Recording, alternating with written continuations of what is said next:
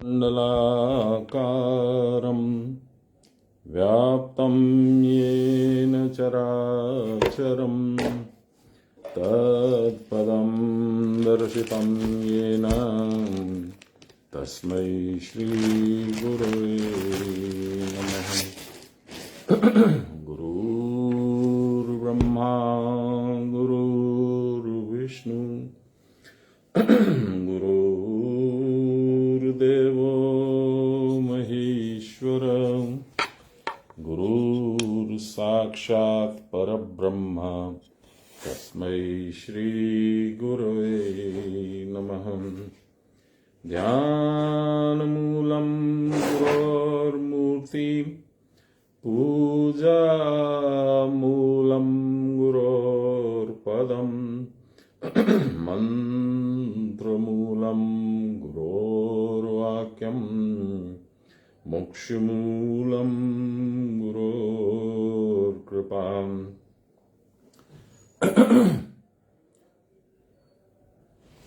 नमो ब्रह्मण्यदेवाय गोब्राह्मणहिताय च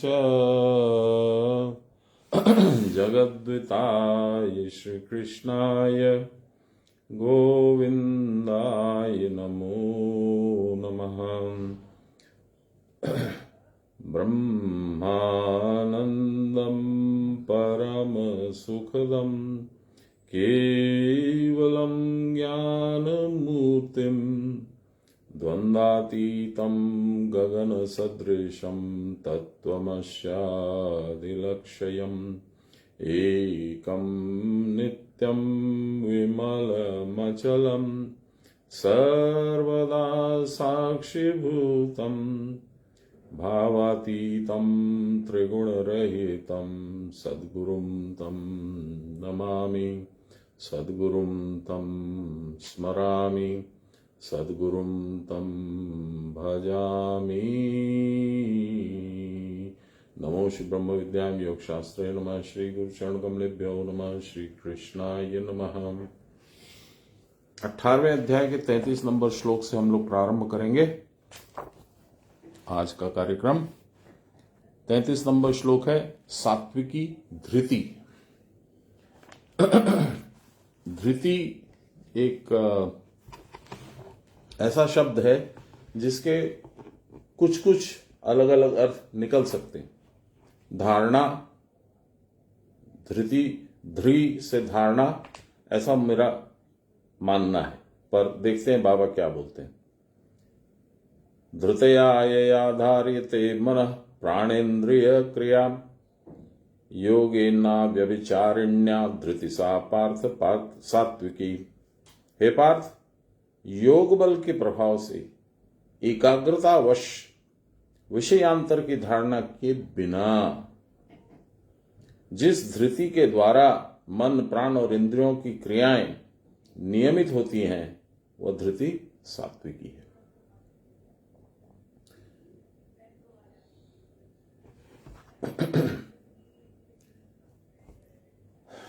क्रिया की परावस्था में अपने आप में जब धारणा होकर मन का और प्राणवायु का तथा इन 10 इंद्रियों का समस्त ज्ञान से रहित होकर धारणा, ध्यान, समाधि पूर्वक स्थिर रहता है, तब अपने आप में रहता है, दूसरी ओर आसक्ति पूर्वक दृष्टि नहीं जाती।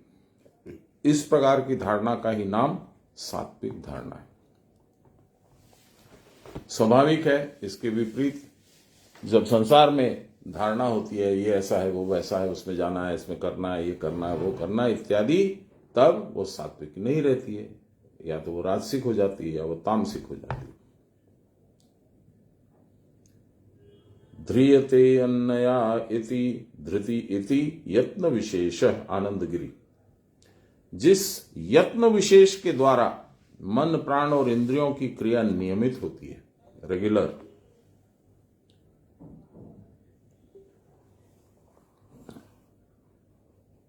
उसे धृति कहते हैं। यह धारणा योग धारणा होनी चाहिए। समाधि साधन के बिना यह नहीं होती।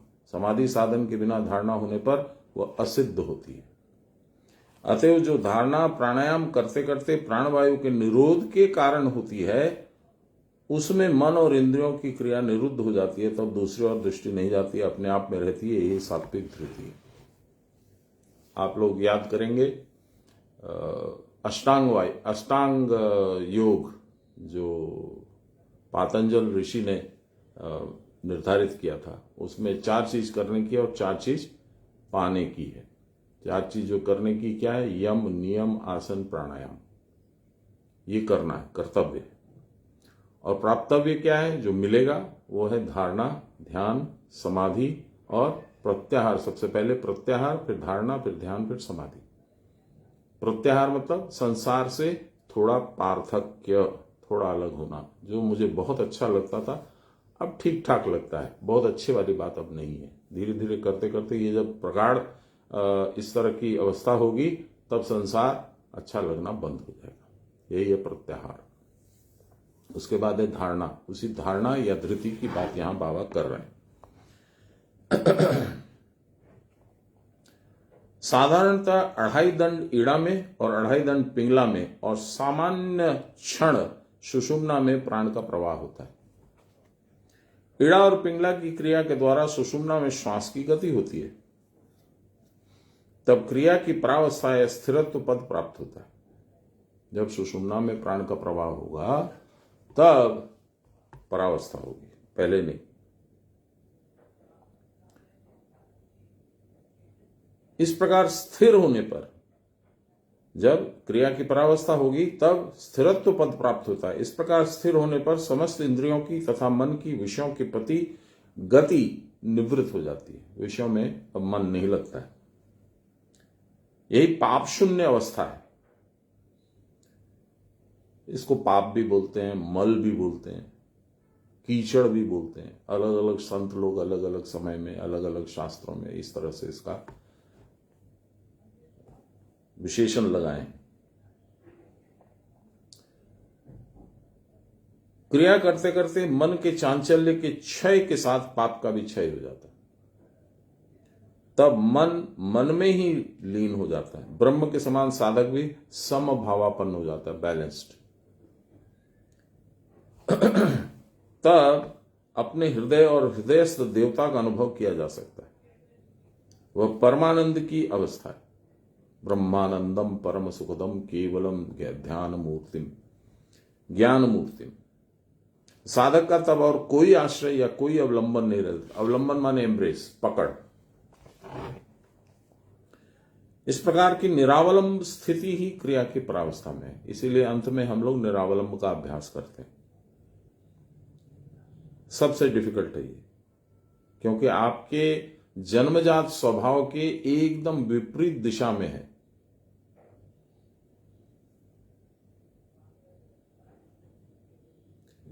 यह परमानंद की अवस्था है। साधक का तब और कोई आश्रय या अवलंबन नहीं रहता। इस प्रकार की निरावलंब स्थिति ही क्रिया की परावस्था है।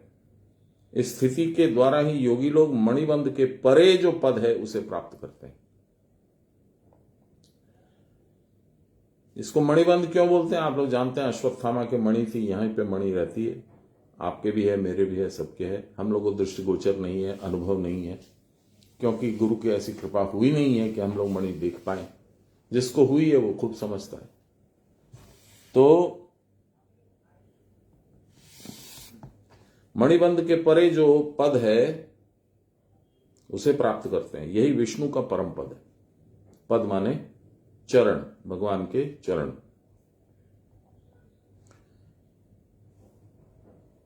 शरीर में सर्वदा वायु चलती है। उस वायु के द्वारा क्रिया करके साधक पाप से मुक्त होकर पवित्र हो जाता है। इस पाप का डेफिनेशन क्या है? इस पाप क्या पाप किया भाई? मैंने संसार की ओर देखा, कुछ कुछ कामनाएं की, ये तो पाप नहीं हो सकता है। जी नहीं, पाप है ये। लारी माशय का डेफिनेशन, लारी माशय की व्याख्या पाप की यही है कि भगवान को छोड़ के अन्य दूसरी तरफ दृष्टि डालना ही पाप है। और भगवान को हर समय दृष्टिगोचर रखना, उनका ध्यान रखना, उनकी तरफ दृष्टि रखना, यही पुण्य है। तो यही पाप और पुण्य का डेफिनेशन लाहिरी बाबा का है।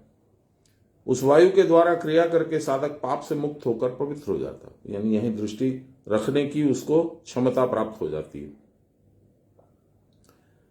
स्थिर पद ही ईश्वर है, वह प्राण रूप से हृदय में रहता है। यह स्थिर भाव जब विस्तृत होता है, विस्तार जब इसका होता है, तब महद पद प्राप्त होता है, विराट। तभी ईश्वर की महिमा से साधक अवगत होता है। यह स्थिति पद जितना ही बढ़ता है उतनी ही धृति सात्विक होती चली जाती है। तब मन अवलंबन शून्य होकर स्थिर हो जाता है। बिना चेष्टा के या बिना अवरोध के वायु स्थिर हो जाती है और दृष्टि भी किसी विषय में लक्ष्य न होने के कारण स्थिर हो जाती है। इसका दूसरा नाम खेचरी सिद्धि भी है। अब रासिक धृति क्या है? यया तो धर्म कामार्था धृतया धारयते अर्जुन प्रसंगेन फलाकांक्षी धृति सा पार्थ राजसी। हे अर्जुन, जिस धृति के द्वारा सारे धर्म, अर्थ और काम धारण किए जाते हैं, अर्थात त्यागे नहीं जाते, छूटते नहीं, किंतु कृतत्वादि अभिनिवेश के वश मैं ही तो करने वाला हूं, ऐसा भाव फलाकांक्षी भी होता है। वह फल की कामना होती है, मैं करूंगा तभी तो मुझे कुछ फल मिलेगा। हे पार्थ, यही धृति राजसी है। राजसी आप जानते हैं, राजसी का मतलब ही होता है संग्रहण करता। ये जमीन भी मुझे चाहिए, ये फ्लैट भी मुझे चाहिए, ये पैसा भी मुझे चाहिए, बैंक बैलेंस भी मुझे चाहिए, प्रतिष्ठा भी मुझे चाहिए, सबसे बड़ा, सबसे तेजस्वी, सबसे ओजस्वी मेरा नाम और स्वरूप हो। ये राजसी भाव है। धर्म फलाकांक्षा के साथ कर्म और अन्य सब कर्म फलाकांक्षा के साथ जो धारणा होती है वो राजसिक धारणा है। धर्म, अर्थ और काम में जो मग्न रहते हैं, मोक्ष की चिंता के लिए जिनके हृदय में स्थान नहीं है, फलाकांक्षा से ही जो धर्म कर्म साधन में प्रवृत्त होते हैं, वे मन और इंद्रियों के द्वारा केवल भोग सुख का ही विचार करते हैं। उनकी धृति ही राजसी धृति है। साधना आदि का अभ्यास करने पर भी उनका चित्त वासना रहित नहीं होना चाहता। साधना के द्वारा कब कौन फल प्राप्त होगा, इसी चिंता में वो मग्न रहते हैं। क्रिया करके कुछ स्थिर होने पर भी वे फल की आकांक्षा तो करते ही हैं। प्रसंगवश यदि इस प्रकार की चिंता में कामना सिद्ध हो जाती है तो मन में धारणा कर लेते हैं कि यदि वह अवस्था पुनः आती है तो फिर कुछ कामना पूरी होती। यह मोक्ष मार्ग में विशेष विघ्न उत्पन्न करती है। तामसिक धृति। यया स्वप्नम भयम शोकम विषादम मदमेव च न विमुंचन्ति दुर्मेधा धृति सा पार्थ तामसी। हे पार्थ, अविवेकी दुर्बुद्धि पुरुष जिस धृति के द्वारा निद्रा, भय, शोक, विषाद और गर्व परित्याग नहीं करता, वह धृति तामसी धृति है।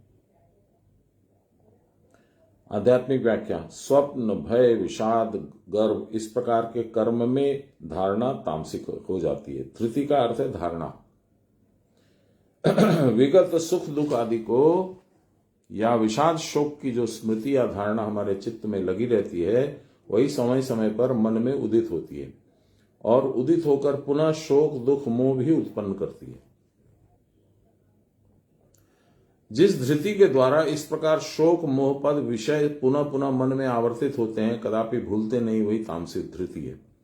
विषय व्यापार को दुखप्रद जानकर भी इस तामसी धृति के संस्कारवश हम विषय चिंतन से निवृत्त नहीं हो पाते।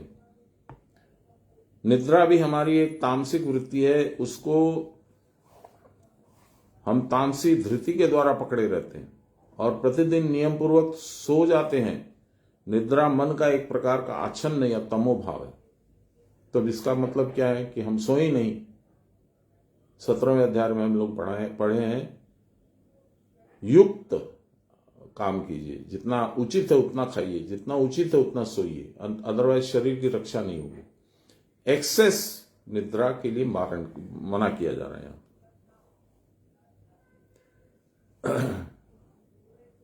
निद्रा मन का एक प्रकार का आच्छन्न या तमो भाव है। उस समय मन की क्रियाशीलता लुप्त हो जाती है। ऐसी बात नहीं है कि हम निद्रा का त्याग नहीं कर सकते। ऋषि पतंजलि ने निद्रा को भी एक मन की वृत्ति विशेष कहा है, निद्रा में भी एक प्रकार का प्रत्यय होता है जिसके द्वारा हम निद्रा कालीन अवस्था को जागृत अवस्था में स्मरण कर सकते हैं। मैं सुख से सोया था, सोने पर मन आज खूब प्रसन्न जान पड़ता है। प्रज्ञा में विशारदी करोती, मेरी प्रज्ञा को खूब विशुद्ध करती है। इस प्रकार की निद्रा सात्विक निद्रा है। ऐसी निद्रा में देव दर्शन होता है, इष्ट फल की प्राप्ति होती है। एक प्रकार की और निद्रा है, वो राजसिक है। मैं दुख में सोया था, मेरा मन अकर्मण्य हो गया था, अर्थात मन में कुछ भी अच्छा नहीं लग रहा था, सुख से सहज ही कुछ स्मरण नहीं होता, मन मानो अनवस्थित होकर भ्रमण कर रहा है। सोते समय असंबद्ध स्वप्न देखता है, कोई कनेक्शन नहीं है, कहीं से एक बाघ आ गया, कहीं से कोई राक्षस आ गया, कहीं से कुछ घटना हो गई, यही सब देखता है।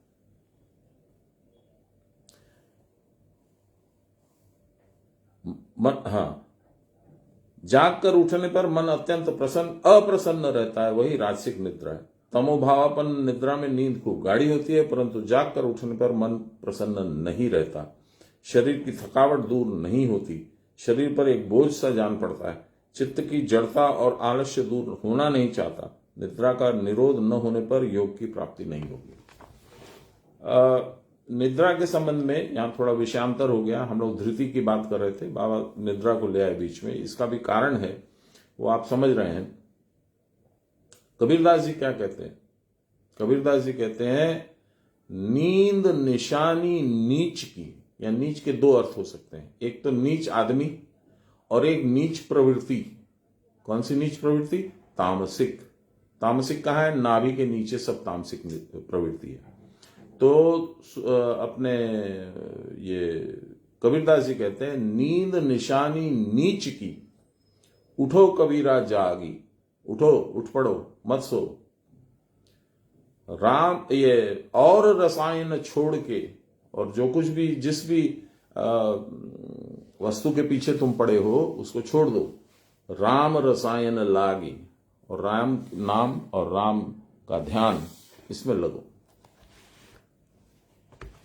और यहां तक कि महाभारत में भी अर्जुन को एक नाम, बहुत सारे नामों से भगवान बुलाते हैं उसको, एक नाम उसको बोल रहे हैं गुड़ाकेश। गुड़ाकेश का मतलब होता है जिसने निद्रा पे विजय प्राप्त कर ली है, गुड़ाकेश।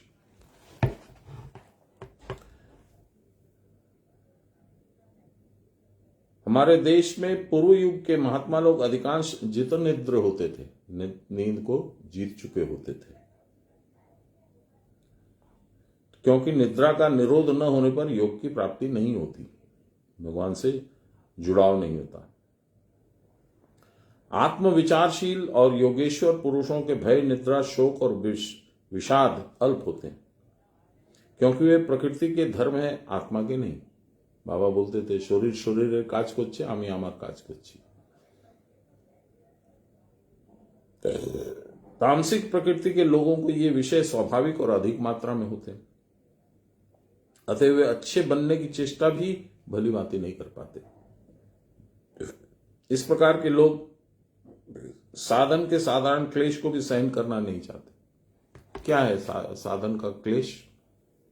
आप जरा विचार कीजिए। शांत होकर बैठना होगा, मन को पकड़ के बांध के बैठाना होगा, और जो विधि पूर्वक काम है वो करना होगा, यही तो साधन है। इसमें क्लेश क्या? क्लेश ये है कि आप अपने आप को बंधा हुआ, बंधन युक्त जानते हैं, बंधन मुक्त नहीं समझते हैं। आप समझते हैं कि मैं उठ के चाय पीऊंगा, टीवी देखूंगा, घूमूंगा, करूंगा, वही मेरी मुक्ति है। वो नहीं है, वो आपका बंधन है। एक दिन दैवात यदि रात्रि में जागकर साधनाभ्यास करते हैं तो 3 दिनों तक दिन में सो लेते हैं, और उससे शरीर और मन इतना जड़ हो जाता है कि पीछे कई दिनों तक नियमित साधन पर बैठ ही नहीं पाते। बहुतों की तो यह धारणा है कि निद्रा यदि भली भांति न हो तो रोगी हो जाएगा, परंतु जो लोग रात्रि में जागकर साधनाभ्यास करते हैं उन सब सात्विक लोगों को अधिक परिश्रम करने पर भी थकावट नहीं आती।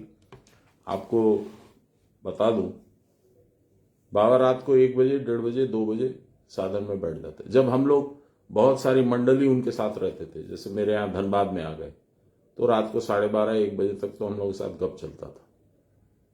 वहां साधन का कोई स्कोप नहीं है। उसके बाद हम लोगों को भेज देते थे, जाओ जाओ अपना अपना सो, रात हो गई, उसके बाद वो साधन में बैठ जाते थे और पूरी रात उनका साधन चलता था। सुबह 8 बजे साधन कंप्लीट करके वो जाके नहाना धोना कर लेते थे, फिर आके बैठ के अपना नित्य जो शास्त्रों का पाठ है वो करते थे। उसके बाद 9:30-10 के लगभग में वो गेट खोलते थे। ये उनका दैनिक रूटीन था, एवरी डे। और जब वो यहां रहते थे तो वो करीब समझ लो आप 8:30-9 बजे चले जाते थे साधन में कलकत्ते में, और भोर में 2:30, 3:30 बजे उठते थे नीचे, फिर 1 घंटे 1.5 घंटे 2 घंटे सोते थे। उसके बाद में फिर वो उठ करके नहा धो करके ऊपर जाके पाठ पूजा करते थे अपना।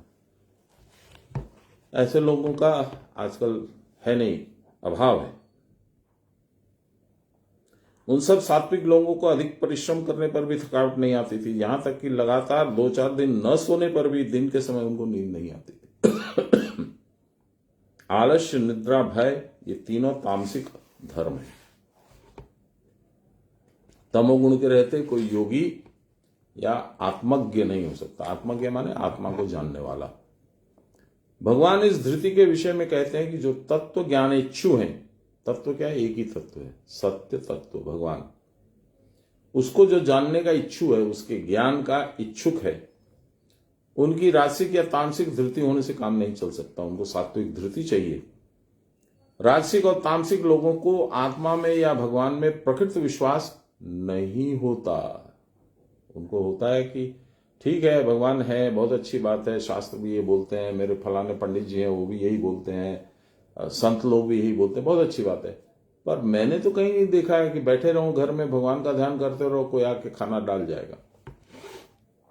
मैं आपको बताऊं, तिवारी बाबा अपने गुरु पे विश्वास करके उन्होंने कहा जाओ तुम वो मंदार जहां आश्रम है अभी, वहां पर जहां लहरी महाशय की मूर्ति है, वहां पर उन्होंने कुटिया बना करके और साधना प्रारंभ किया। न कपड़े लाए, न पैसे लाए, न कोई जुगाड़ लाए, सीधा सान्याल बाबा ने कहा जाओ वहां जाओ साधन करो, ये चले आए। वहां जूट चट जो होता है उसका उन्होंने एक टेम्पररी कपड़ा बनाया, उसको पहन करके अपने जो नॉर्मल कपड़े थे उनको धो करके सुखा देते थे। जब ये सूख जाते थे फिर कपड़े बदलते थे। खाने का क्या? तो रोज दोपहर को जब इनकी पूजा पाठ खत्म हो जाती थी तो सोने के पात्र में इतने बड़े कटोरे में खीर आ जाती थी। कौन लाता था, कहां से आती थी पता नहीं। ये गुरु कृपा। ये आज से कोई 25 साल पहले मुझे कहानी सुनाई गई थी तो मैं मनी मन हंसा था, ये क्या बकवास है, ये कैसे हो सकता है। आज मैं नहीं हंस रहा हूं और आपको सुना रहा हूं क्योंकि अब मुझे उस पर विश्वास है ऐसा हुआ हो। मैंने गुरु कृपा को बहुत करीब से देखा। अब किसी भी चीज पे अविश्वास नहीं है। गुरु के लिए सब कुछ संभव है। गुरु की आज्ञा माना उन्होंने, जो उन्होंने आदेश दिया था उसको किया, तत्क्षण आज्ञा पालन किया, बिना रुके, बिना सोचे, बिना हेजिटेट किए व्यवस्था गुरु करते हैं। मैंने कल शायद श्लोक सुनाया था, अनन्यास चिंतयन्तो माम ये जना पर्युपासते तेषाम नित्याभियुक्तानाम योगक्षेमम वहाम्यहम। भगवान ने कहा है अनन्यास चिंतयन्तो, दूसरी और किसी भी चिंता को मन में प्रवेश न करने देते हुए, ये जना पर्युपासते, जो मुझे मेरी उपासना करते हैं, मेरे करीब बैठे रहते हैं, मेरा ध्यान किए हुए रहते हैं, तेषाम नित्याभियुक्तानाम, ऐसे लोगों का रोज का योग क्षेम दोनों में वहन करता हूं, दोनों का भार मैं ले लेता हूं। मामूली बात नहीं है। ये मैंने प्रत्यक्ष होते हुए देखा, अपनी जिंदगी में भी देखा, दूसरों की जिंदगी में भी देखा।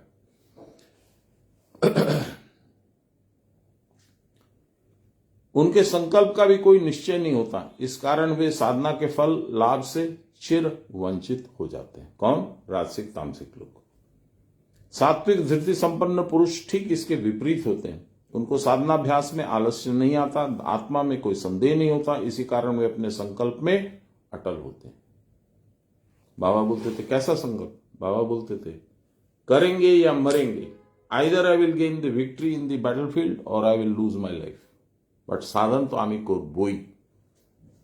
ये बाबा बहुत बार बोलते थे। ज्ञानी पुरुष देह संबंधी नहीं होते, देह ज्ञान उनका मिनिमल होता है। इस कारण देह धर्म उनको स्पर्श नहीं कर पाता है। चेष्टा करने पर लोग जितनिद्र या मृत्यु भय शून्य हो सकते हैं, क्योंकि जो जितना ही आत्मस्थ होता है वह उतना ही प्रकृति के कारागार से मुक्त हो जाता है। प्रकृति रूपी कारागार। भेबोना, ये क्या बोले थे बाबा,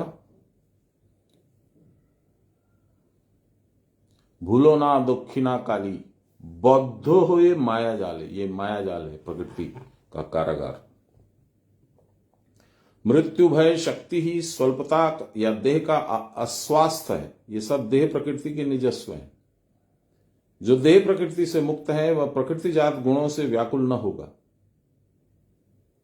मृत्यु भी आएगी तो उसको तो कोई रोक नहीं सकता है, वो तो निश्चित है।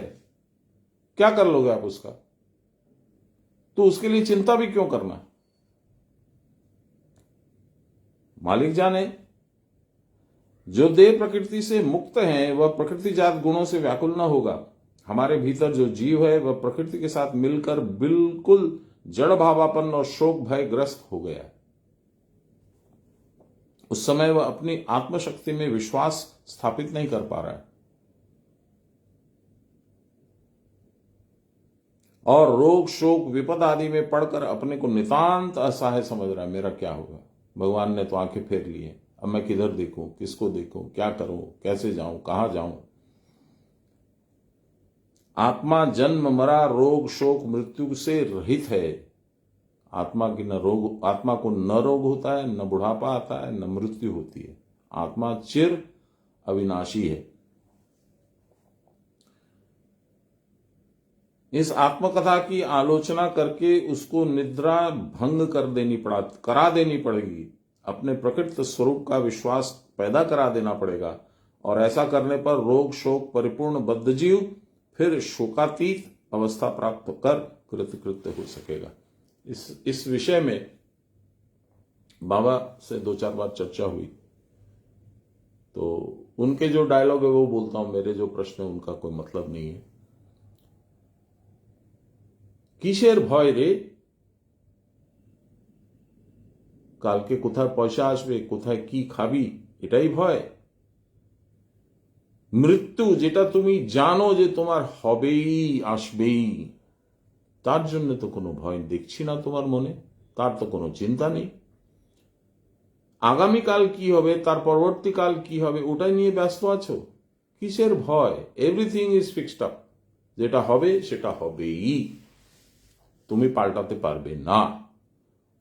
কতই রত্ন ধারণ করো, কতই তুমি জ্যোতিষীর কাছে যাও, কতই তুমি বাস্তুশাস্ত্রের কাছে যাও, কিচ্ছু হবে না। যেটা ফিক্সড সেটা ফিক্সড। তো যখন মৃত্যুর তোমার ভয় নেই, তো সবচেয়ে বড় ভয় তো মৃত্যু, সেটাই নেই তোমার, তাহলে আবার এই ছোটখাটো ভয়ের নিয়ে তুমি ব্যস্ত থাকো কেন? ছেড়ে দাও।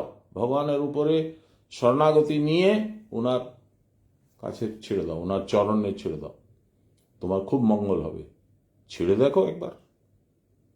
ये बाबा के उद्गार है। शब्द थोड़ा बहुत हेर फेर हो सकता है, एग्जैक्ट नहीं है, उसमें कुछ मेरा भी भाव है, लेकिन एसेंस यही है। अब हम लोग आ गए 36 नंबर श्लोक पे। त्रिविध सुख, 3 तरह के सुख, सात्विक, राजसिक और तामसिक सुख। सुखम त्विदानीं त्रिविधम शृणु मे भरतर्षभ, अभ्यासाद्रमते यत्र दुखांतम च निगच्छति। हे भरत श्रेष्ठ, इस समय 3 प्रकार के सुख के विषय में अब तुम मुझसे सुनो। जिस सुख में अभ्यास द्वारा आनंद पाता है और दुख का अवसान प्राप्त होता है।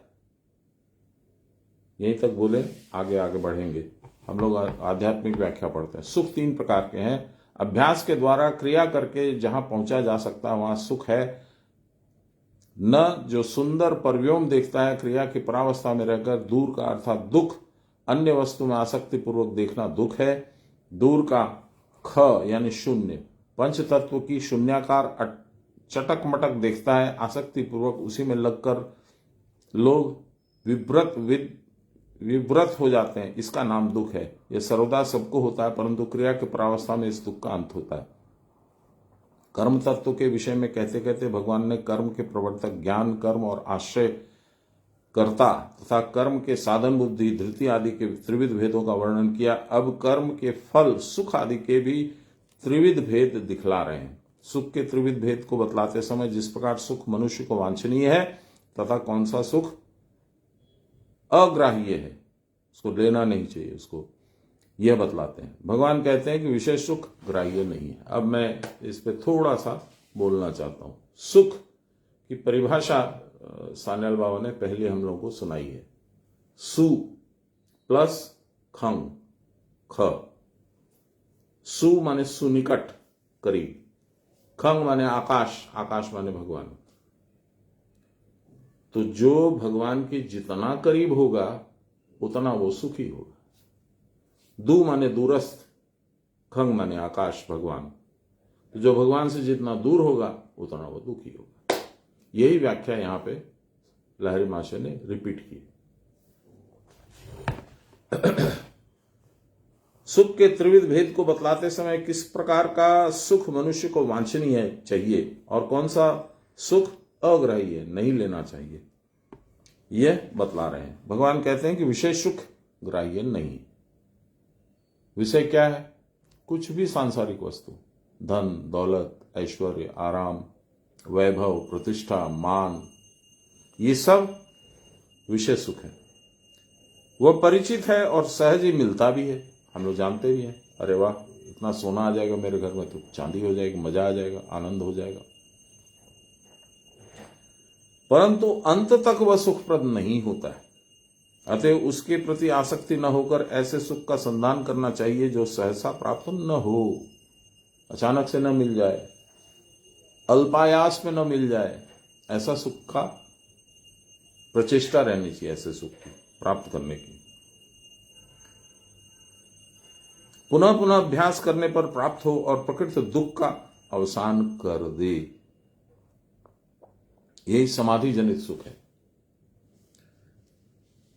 अभ्यास किसे कहते हैं?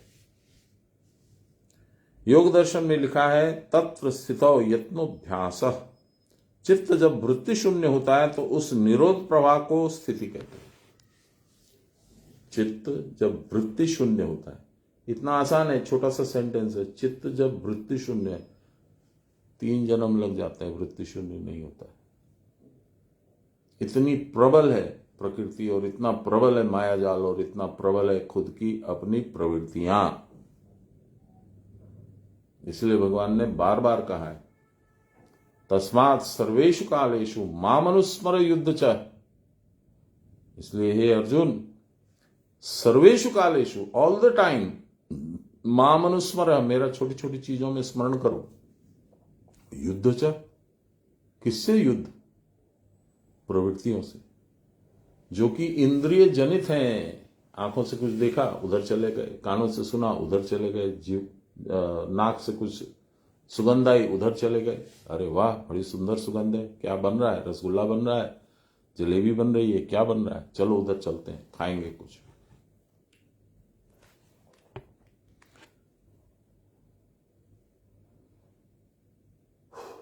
चित्त जब वृत्ति शून्य होता है तो उस निरोध प्रवाह को स्थिति कहते हैं। उस स्थिति के लिए जो पुनः पुनः उत्साह के साथ प्रयत्न किया जाता है, उसी का नाम अभ्यास है। क्रिकेट का अभ्यास, टेनिस का अभ्यास, राफेल नडाल का खेल का अभ्यास, वो ये अभ्यास नहीं है। इस अभ्यास के द्वारा आध्यात्मिक, आदिदैविक, आदि भौतिक क्लेशों का अवसान होता है। आध्यात्मिक क्लेश मानसिक है। दैव की प्रतिकूलता से अथवा पूर्व जन्म के कर्मों के फल से जो प्रतिबंधक आदि विघ्न आते हैं, वे आदि दैविक क्लेश हैं।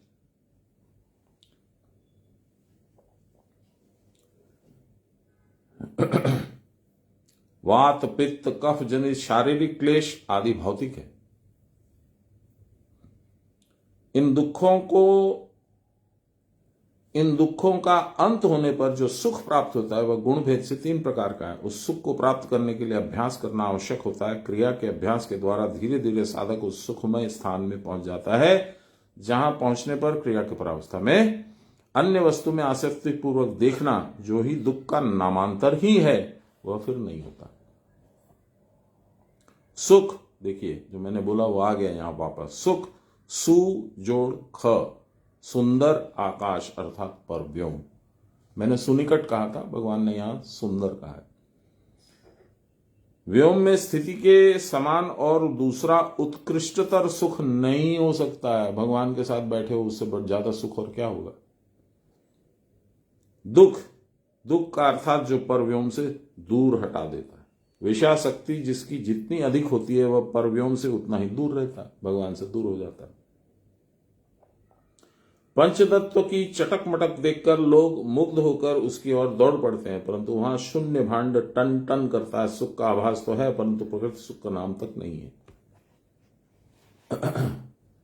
कबीरदास जी की एक रचना जो टिपानिया जी गाते थे, जरा धीरे धीरे गाड़ी हांको मेरे राम गाड़ी वाले, ओ जरा हौले हौले गाड़ी हांको मेरे राम गाड़ी वाले, गाड़ी मारी रंग रंगीली।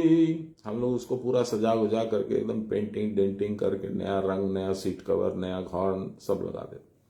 गाड़ी मारी रंग रंगीली, पहियो है लाल गुलाल। जब तक कुटस्थ है तुम्हारे शरीर में तब तक तुम्हारे शरीर रूपी गाड़ी चलेगी, नहीं तो वो पहिया हट गया तो खत्म, गाड़ी खड़ी हो गई।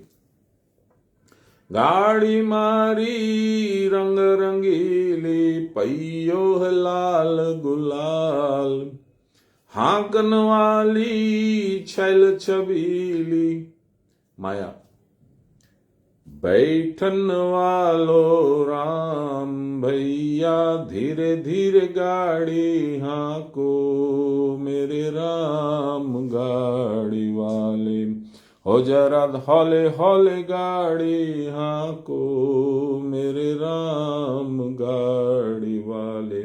फिर क्या कहते हैं, गाड़ी मारी रेत में फंस गई। गलत रास्ते जाओगे, रेत में उतरोगे, फंस गए। गाड़ी मारी रेत में फंस गई, मंजिल अभी है दूर, धर्मी धर्मी पार उतर गया, पापी चकना चूर भैया, हौले हौले गाड़ी हांको मरे राम गाड़ी वाले। ये गाड़ी माने शरीर, छैल छबीली माने माया, जो आपको चमक मगमग चटक मटक, जो अभी बाबा ने शब्द यूज किए, चटक मटक से आपको फंसा लेती है। राम बेचारे चुपचाप बैठे हैं, वो अपने आप को एकदम छोटा लघु महीन होकर के छुपा करके गाड़ी में बैठे, क्योंकि वो नहीं बैठेंगे तो गाड़ी चलेगी नहीं। और पहियो है लाल गुलाल कुटस्थ, अखंड मंडलाकारम वाप्तम येन चराचरम। चलिए, तो हम लोग कहां से ये बात पकड़े, पंच तत्व की चटक मटक देखकर लोग मुग्ध होकर उसकी ओर दौड़ पड़ते हैं, परंतु वहां शून्य भांड टन टन करता है। उस चटक मटक में कुछ नहीं है, शून्य है। सुख का आभास तो है, ऐसा लगता तो है कि सुख होगा, परंतु प्रकृति सुख का कोई नाम तक नहीं है। जीव आपात मनोहर वस्तु पाकर उसमें ही मुग्ध होकर परम सुख के प्रति उदासीन होकर समस्त जीवन को दुखमय कर डालता है। मैंने, अब उम्र थोड़ी हो गई, देखा है जो लोग दूसरों को का धन हरण करते हैं या कुछ गोरख धंधा करके उसका पैसा दबा लिया, उसका पैसा दबा लिया, कुछ अपने आप को बड़ा बना लिया, झूठ सच बोल करके, जैसे नेता लोग करते हैं राजनीतिक पार्टी, दुख के सिवा उनके नियति में कुछ नहीं होता है।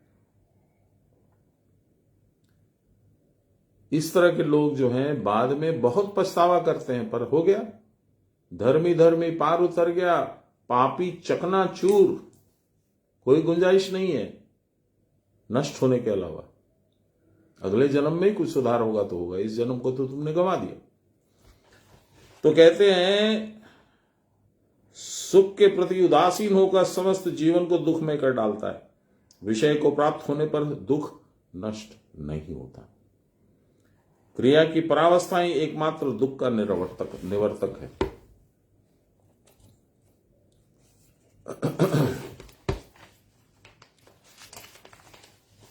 सात्विक सुख क्या है? 37 नंबर श्लोक। यतदग्रे विषमिव परिणामे अमृतोपमम् तत् सुखम सात्विकम प्रोक्तमात्म बुद्धि प्रसादजम। क्या सुंदर बात। तद अग्रे विषमिव, साधन वगैरह किए, पूजा पाठ किए, नियमित एक कुछ भगवान को प्राप्त करने हेतु, भगवान के करीब जाने हेतु कुछ आपने एक प्रक्रिया स्टार्ट करी, तो क्या होता है? यद अग्रे, शुरू में, विषमिव, विषतुल्य लगती है, परिणामे, लेकिन उसका रिजल्ट अमृतोपमम, अमृत के जैसा। पढ़ी, इसमें पढ़ते हैं, जो कुछ पहले पहले विष के समान और अंत में अमृत तुल्य हो जाता है, आत्मबुद्धि प्रसादजम, यानी आत्मबुद्धि की प्रसन्नता से उत्पन्न होता है, वह सुख सात्विक कहलाता है। आध्यात्मिक व्याख्या। लाहिरी महाशय 4-5 लाइन, नहीं ज्यादा बोले, 1 2 3 4 5 6 7 8 9 लाइन बोले लाहिरी महाशय। पहले विष की जैसी ज्वाला होती है, उसी प्रकार संतों की मति या क्रिया की बात सुनते ही अहंकार से आवृत मन कभी ग्रहण करने के लिए तैयार नहीं होता, सम्मत नहीं होता। मैं नहीं हुआ। ज्वाला बाबा के सामने बैठकर उनका अनादर किया, मेरा मन था कि ये मुझे क्या बताएंगे, जानते क्या है, इतना एक प्राचीन शहर भागलपुर में रहते हैं, ना किसी तरह की सुविधा है, ना कोई ट्रेन है, ना प्लेन है, ना कुछ है, और ये ज्ञान दे रहे हैं। ये ऐसे दुर्गुण युक्त मेरे भाव थे। आज मैं बहुत लज्जित हूं, पर जो मैंने कर दिया वो तो कर दिया, वो तो मेरे लिखा गया कर्मों के लिस्ट में। तो पहले विष की जैसी ज्वाला होती है, उसी प्रकार संतों की मति या क्रिया की बात सुनते ही अहंकार से आवृत मन कभी ग्रहण करने के लिए तैयार नहीं होता। मैं नहीं हुआ। 18 साल मैंने अवॉइड किया, परंतु एक बार कंधा झुकाकर गुरुवाक्य में विश्वास करके क्रिया के अभ्यास में प्रवृत्त होने पर अमृत की प्राप्ति होती है। ये जो सात्विक भाव जिसके नहीं है, इस बात को कभी नहीं मानेगा। और बाबा ने डायरेक्ट भी मुझे कहा, मैं किसी से चर्चा कर रहा था शताब्दी ट्रेन में, धनबाद से कलकत्ता आ रहा था, और बाबा के पास ही आया स्टेशन से सीधा। तो उन्होंने अचानक बोला, ट्रेन में कोई मिल गया था, उस लाहिरी बाबा की पुस्तक ले रखी थी, पुराण पुरुष, वो देख के मैंने चर्चा चालू कर दी, गुरु चर्चा। मैंने सोचा ये भी उस लाइन का है, तो बातचीत होने लगी। अच्छा बहुत अच्छा से समय कट गया। तो मैं जब पहुंचा बाबा के यहाँ, तो बाबा ने कहा, है रे जीतेन बाबा, আমি আমার মার্কেটিং আর অ্যাডভার্টাইজিং এজেন্সি তোর কখন দিয়েছি? মানে কান পাকড়া, মানে বাবা নেই। হ্যাঁ রে, কাউকে বলতে যাস না, বিশ্বাস করবে না, মনে মনে হাসবে, ভাববে কত বোকা, কি দরকার? आज भी मेरे बहुत सारे करीबी ऐसे हैं जिनको मैं ये सब बोलने लगता हूं तो कुछ ना कुछ बहाना बना करके बंद मोबाइल को हाँ हेलो, हाँ मैं भी आ रहा हूं करके बाहर चले जाते हैं। तो इसमें मुझे अब आश्चर्य नहीं होता, क्योंकि मैं भी यही करके निकला हूं। तो सुनिए, अमृत तो सुना सबने है, परंतु उसका अनुभव कर सकते हैं। किसी ने कभी न अनुभव देखा है अमृत का, न अनुभव किया है। क्रिया के बाद गुरुवाक्य के द्वारा उपदेश पाकर उसका अनुभव तुम कर सकते हो। उस अनंत सुख को पाने पर ही अमर पद प्राप्त होता है। सुषुम्ना में रहकर वह क्रिया होती है, इस कारण उसको सात्विक सुख कहते हैं। वह केवल आत्मा में बुद्धि को स्थिर करके क्रिया के द्वारा ही होता है। आत्मा की ही कृपा से परमानंद प्राप्त होता है। सात्विक सुख इंद्रिय भोग जनित सुख नहीं है, वह तपह क्लेश वैराग्य और ध्यान के द्वारा साधित होता है। मैं बद्रीनारायण शायद 4 बार हो आया कि 3 बार। बड़ा सुंदर लगता है। किसको सुंदर लगता है? मेरी आंखों को, मेरे मन को, मेरी बुद्धि को। आत्मा को नहीं अच्छा लगता है। ये जो सुख मुझे मिलता है बद्रीनारायण में देख करके, बैठ करके, जा करके, वो भौतिक सुख है, वो अलौकिक सुख नहीं है। अलौकिक सुख कब होगा? जब बद्रीनारायण का यहां पे दर्शन करूंगा, जब भगवान कहेंगे क्यों भाई ठीक हो तो अब ये करो और जल्दी आओ मेरे पास, वो होगा भौतिक सुख। तो शारीरिक सुख हम लोग जानते हैं, आध्यात्मिक सुख हम लोग न जानते हैं न मानते हैं, क्योंकि अनुभव नहीं है। इसी कारण उसका साधन सहज या अनायास लभ्य नहीं है, हर एक को नहीं मिलता है। इसका मार्ग प्राप्त करना सहज भी नहीं है और पथ भी सुगम नहीं है। कबीरदास जी ने कहा ये तो मार्ग प्रेम का पूर्ण अगम अगाध। अगम माने जिस पे जा नहीं सकते, अगाध माने बहुत गहरा है। शीश कटे पलड़े धरे लागे प्रेम समाध, यही बात यहां बाबा बोल रहे हैं। इसका मार्ग प्राप्त करना सहज नहीं है, पथ भी सुगम नहीं है। भुक्तभोगी लोग जानते हैं कि क्रिया पहले पहल यहां तक कि 2-4 वर्ष तक अच्छी नहीं लगती। यद्यपि कोई मार्ग इस मार्ग को आग्रह करके साथ ग्रहण करता है, तथापि कुछ ही दिन करके जब इसकी दुर्गमता और नीरसता समझ में आती है, तब फिर उसका चित्त अग्रसर होना नहीं चाहता। तो कहता कहां फंस गए यार। पहले कुछ प्रयत्न में शिथिलता आती है, फिर अंत में उधर पदार्पण करने की भी इच्छा नहीं होती। इसके लिए भीमसेन जी ने बड़ा सुंदर एक भजन गाया, इसको छोड़ देने से तुम्हारी गति नहीं है। तब क्या करना होगा? भीमसेन जी ने गाया, बाबा को बहुत पसंद था। 2-1 बार तो उन्होंने अपने गा के हम लोगों को सुनाया। जो भजे हरि को सदा, जो भजे हरि को सदा, सो ही परम पद पाएगा, सो ही परम पद पाएगा। मैं छोटे में गा देता हूं। बैठ कर एकांत में, दूर कर दुनिया के मजे, खाक बन गुरु के चरण की, जो भजे हरि को सदा, जो भजे हरि को सदा, सो ही परम पद पाएगा, सो ही परम पद पाएगा। क्या बोले? बैठकर एकांत में।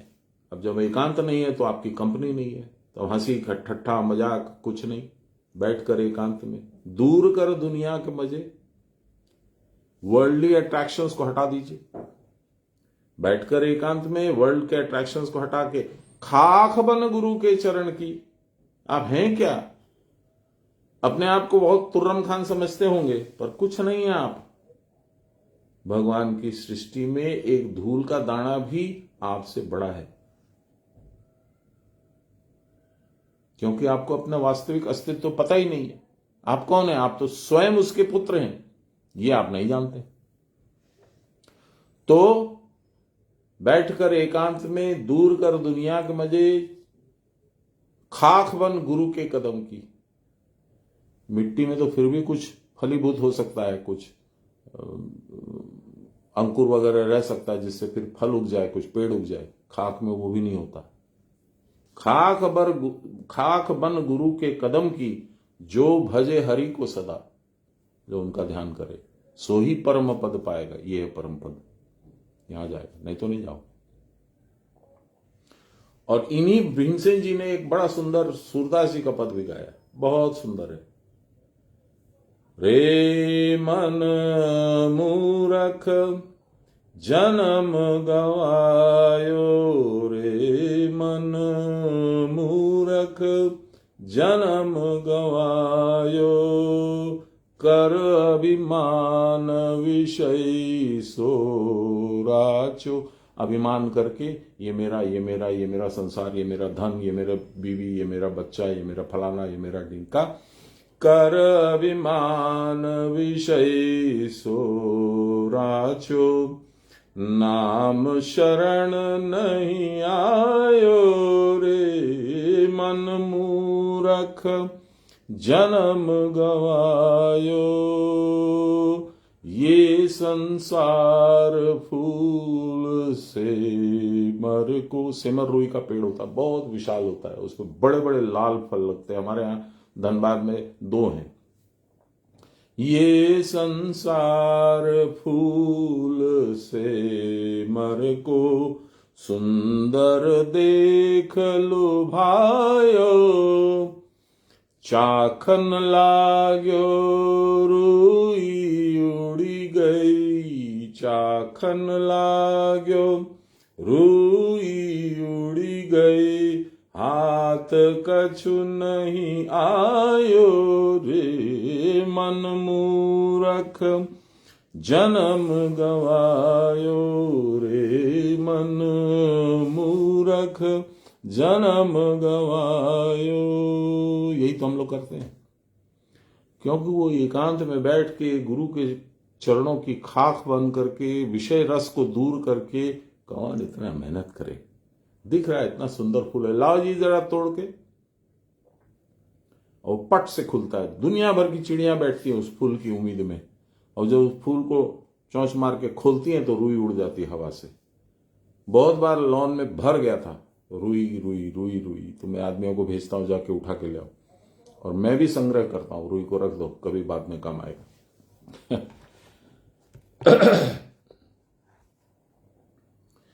भुक्तभोगी लोग जानते हैं कि क्रिया पहले पहल यहां तक कि 2-4 वर्ष भी अच्छी नहीं लगती। यद्यपि कोई इस मार्ग को आग्रह के साथ ग्रहण करता है, तथापि कुछ ही दिनों के बाद इसकी दुर्गमता और नीरसता के साथ फिर उसका चित्त अग्रसर नहीं होना चाहता। इसीलिए कहा है यत अग्रे विषमिव, शुरू शुरू में विष जैसा लगता है। यहां तक कि बहुतों को तब साधना में बैठने में भी डर लगने लगता है। अरे बैठेंगे धुन में, मेरा टाइम निकल जाएगा, मेरे परिवार का क्या होगा, मुझे दुकान जाना है, कमाई करनी है। स्त्रियां सोचती हैं कि मेरे घर का इतना काम पेंडिंग पड़ा है, मैं साधन में बैठ जाऊंगी तो वो कौन करेगा।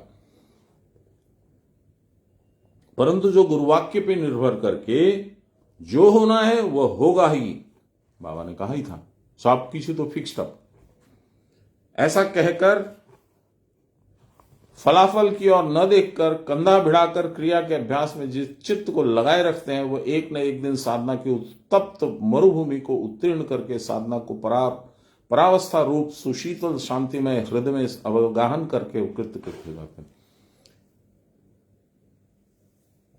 मुझे इसको बतलाने की जरूरत नहीं, आप लोग समझ गए।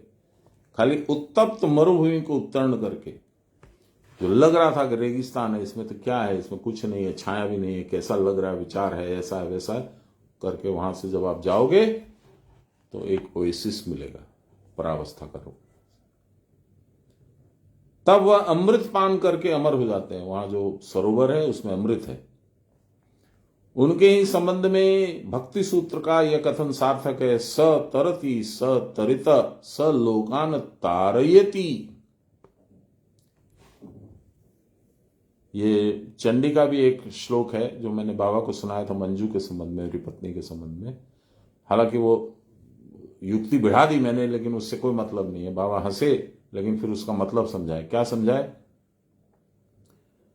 पत्निम सुमनो, पत्निम नहीं है, भार्याम होना चाहिए। बाबा भी यही बोले कि भार्याम होना चाहिए, लेकिन आजकल उसको चेंज कर दिया है। अल्प बुद्धि लोगों ने उसको भार्या को समझा कि पत्नी को भी भार्या कहते हैं, इसलिए पत्निम लगा दिया। भार्याम सुमनोर माम देही मनोवृत्तानुसारिणीम तारिणीम दुर्ग संसार सागरस्य कुलोद्भवाम। हे देवी, मुझे ऐसा भर्जित मंत्र दीजिए जो गुरु के द्वारा दिया जाता है। भार्याम सुमनोर माम देही, जो देखने में बड़ा सुंदर हो, उसको देख करके मैं पुलकित हो जाऊं। भार्याम सुमनोर माम देही मनोवृत्तानुसारिणी, मेरे मन की वृत्तियों के अपने अनुसार चलाए वो मंत्र। तारिणीम दुर्ग संसार सागरस्य कुलोद्भवम, मेरे पूरे कुल को इस दुर्गम भव सागर से उतारने की क्षमता रखे। देखिए, मेरे घर में सबसे पहले मेरी पत्नी आई थी जो दीक्षित थी तिवारी बाबा से। अब धीरे धीरे घर के अधिकांश लोग दीक्षित हो चुके हैं। मेरे दोनों बहुएं, दोनों बेटे, पोतियां, मेरे भाई, कुछ मेरी बहनें। तारिणीम दुर्ग संसार सागरस्य कुलोद्भवाम, पूरा कुल को इस दुर्ग संसार सागर से जो तार दे। यही यहां बोल रहे हैं बाबा। सतरती, वह तो खुद तो पार होता ही है, तर जाता है। सतरिता स लोकान तारयति, सबको तार देता है। कौन? वह पार हो जाता है, वह तो पार होता ही है, औरों को भी पार कर देता है। जिस अमृत की बात हम मुंह से बोलते हैं, कान से सुनते हैं, उस अमृत को वह साक्षात रूप में प्राप्त करते हैं। परंतु वह अभ्यास सहज नहीं है। एक तो वह पहले पहल बड़ा तीता लगता है, बिटर। दूसरे, वह दीर्घ काल तक इसका अभ्यास करना पड़ता है।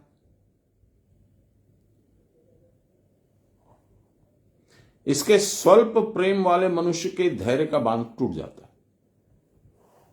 दीर्घ समय तक, बहुत दिनों तक साधना किए बिना प्राण सुषुम्ना में प्रवेश नहीं करेगा। प्राण के सुषुम्ना मुखी हुए बिना उस परम सुख का आस्वादन किसी को प्राप्त नहीं होगा। मन लगाकर बहुत दिनों तक क्रिया करने पर आत्मगुरु की कृपा से आत्मा में बुद्धि स्थिर हो जाती है, और जिसको शास्त्र में परमानंद कहते हैं, वह परमानंद तब साधक को प्राप्त होता है। देखिए, मैं अपनी व्यक्तिगत बात नहीं बोल सकता हूं, उचित भी नहीं है, वर्जित भी है। लेकिन मैंने ऐसे लोगों को देखा है जो साधन में लगे रहते हैं, और चूंकि मैं भी साधक हूं, इसलिए मुझे अंदाजा है कि वो कहां पहुंच गए, बहुत आगे बढ़ चुके हैं।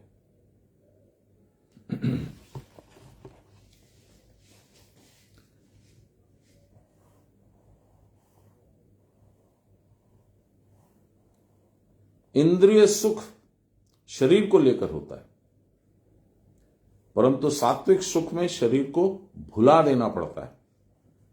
इस सुख के भोग के समय मन का संकल्प भी नहीं रहता, मन भी नहीं रहता वहां।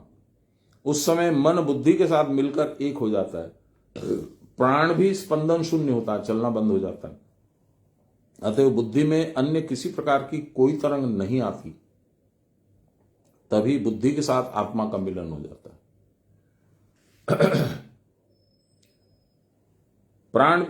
तभी बुद्धि के साथ आत्मा का मिलन हो जाता है। यही सु इज इक्वल टू सुंदर, खंग इज इक्वल टू शून्य है। सुंदर शून्य,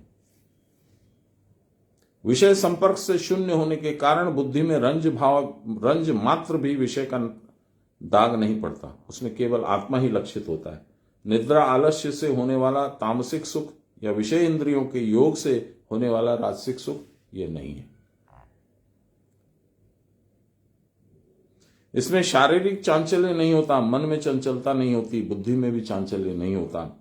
बुद्धि उस समय एकाग्र होकर निरुद्ध रहती है। उस समय अन्य अनुभव कुछ नहीं रहता। प्रकृत सुख उसी को कहते हैं। आत्मा आनंद स्वरूप है, अतः उस समय एक आनंद के सिवा और कुछ अनुभव नहीं होता। उस समय बुद्धि भी आनंद में मिलकर आनंद रूप हो जाती है। मैं जो श्लोक पढ़ता हूं, ब्रह्मानंदम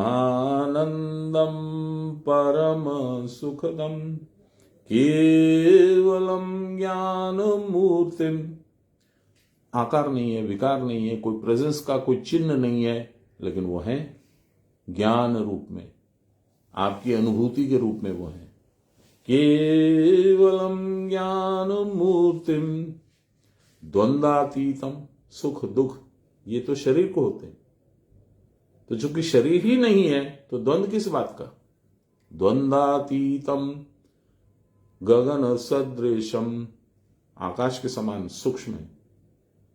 सद्गुरुम तम नमामि तत्वमस्यादिलक्ष्यम्। ऐसे लोग भी खोज करते रहते हैं तत्व की। तत्व माने भगवान। उस समय बुद्धि उसी आनंद में मिलकर आनंद रूप स्वयं हो जाती है। ब्रह्मार्पणं ब्रह्म हविर्ब्रह्माग्नो ब्रह्मणाहुतं ब्रह्मैव तेन गन्तव्यं ब्रह्म कर्म समाधिनाम्। नमो श्री ब्रह्म विद्यां योग शास्त्रे नमः। श्री गुरुचरण कमलेभ्यो नमः। श्री कृष्णाय नमः। श्री कृष्ण गोविंद हरे मुरारी, राम नारायण वासुदेव। श्री गुरु चैतन्य हे आत्मदेव, हे मात दुर्गे हर विश्वनाथ। सर्वे भवन्तु सुखिनः, सर्वे सन्तु निरामया, सर्वे भद्राणि पश्यन्तु, मा कश्चित् दुःखभाग् भवेत्। असतो मा सद्गमय, तमसो मा ज्योतिर्गमय, मृत्योर्मामृतं गमय। आविराविमहीधि रुद्रयते दक्षिणां मुखं, ते नमाम पाहि नित्यं। रुद्रयते दक्षिणां मुखं, ते नमाम पाहि नित्यं। बोलिए प्रेम से गुरु महाराज की जय, परम गुरुदेव की जय, परात्पर गुरुदेव की जय, परमेष्टि गुरुदेव की जय, गुरु माता की जय।